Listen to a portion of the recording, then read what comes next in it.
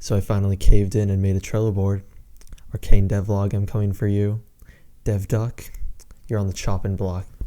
For those of you who did not join us for the beginning of the devlog last week, time, I started this project with 2 days of development in mind. I made another game, then had a reawakening and decided to work on this project more.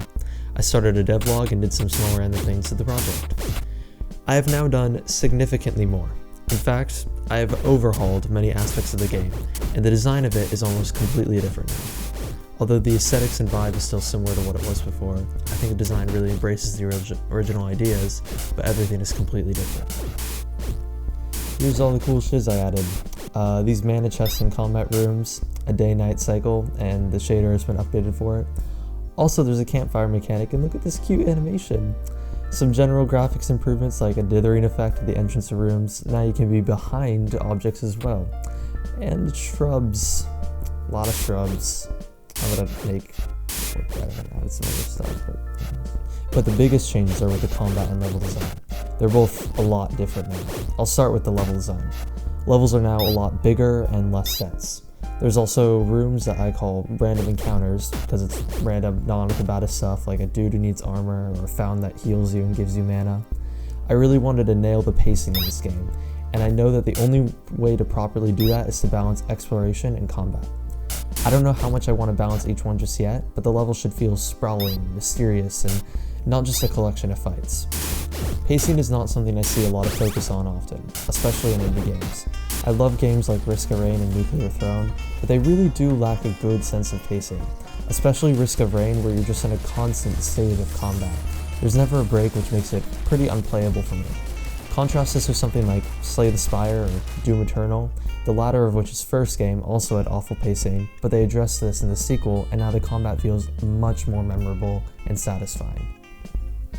Now that I've told you about the level design, the combat has changed a lot too. Now there's abilities and spells. The player can go into a frenzy mode, dash, freeze time, or shoot a giant fireball. All these abilities cost some amount of mana except the dash, so the player has to carefully balance what they use and win. All these abilities are found either at the beginning or throughout levels. I also added a ton of new enemies that change up the pacing of the gameplay in certain ways. There's still more I want to do with the combat, but I'm happy with it so far. Another cool thing that I'm implementing, which I sort of just mentioned, is the mana system. Mana in this game has a dual use. Part of it is obviously for abilities, but another important part of it is for world interactions. So, for instance, you can open the store with mana. I'm hoping this will make the player make important decisions as many things are going to be reliant on this one resource. It also gives me an easy item that I can reward exploration with. It will be a massive challenge balancing this, however, because if players don't use abilities, so they'll save it for getting items and upgrades, that could ruin the combat system. But if players only use it for abilities, then they won't get upgrades and that will cause a massive issue with progression. It will be a balancing act, but I know it will be worth it in the end. Also, there's a new upgrade system. Yay! Before you'd pick between a movement speed upgrade, an attack cooldown upgrade, and a max health upgrade.